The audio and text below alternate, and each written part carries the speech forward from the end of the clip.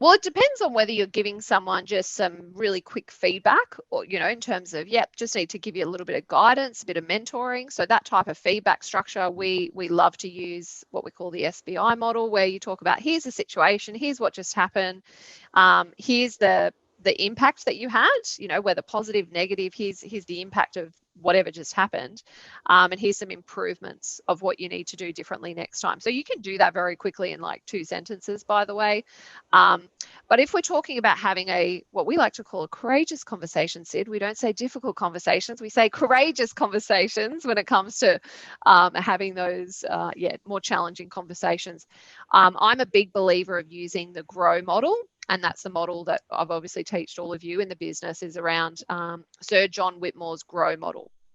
So that's really where you structure a conversation and a coaching conversation around the goal. What is the goal for the conversation, and the goal for you? Where do I want you to be, and where do you see yourself? What's the reality? So the R, what's the reality of the situation? What are we facing? What are we seeing? What are you seeing? What are you feeling? And then we explore the options. So what are the options moving forward? What do you think our options are here? And there's great questions that sit underneath that. And then will. So the last piece of W is really critical, because it's not just me trying to force you to do something. What are we both willing to do here? Where's the will around the next steps? How engaged and how bought in are you to this?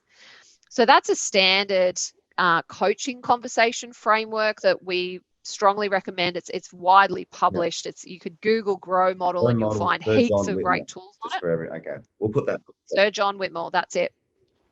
And then when it comes to a PI perspective, the way that we would recommend is pull out their profile, have a look at what drives and motivates them. So if I know that you might be a really highly patient, calm, stable person, so you've got these drives for stability and consistency, but I want to give you some feedback because you're not moving fast enough, you're not dealing well with change, you're not making enough decisions, you're constantly second guessing yourself because of this really collaborative drive you have. Now, that's what makes you a great human, by the way, is you've got all these wonderful drives, but there's some conflict because of where the business is heading, and we want you to move faster and be more proactive and really adapt your style.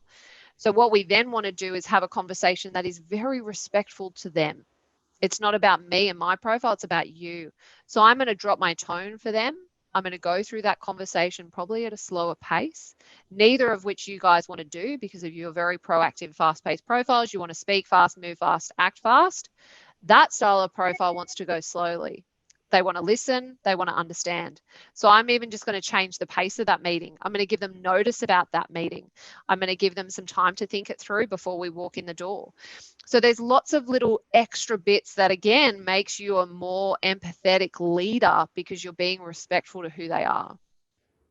Thanks for watching. If you enjoyed this video, feel free to like or comment below. If you want to find out what drives and motivates you, click the link in the comments below and take the free Predictive Index behavioural assessment and find out what drives and motivates you today.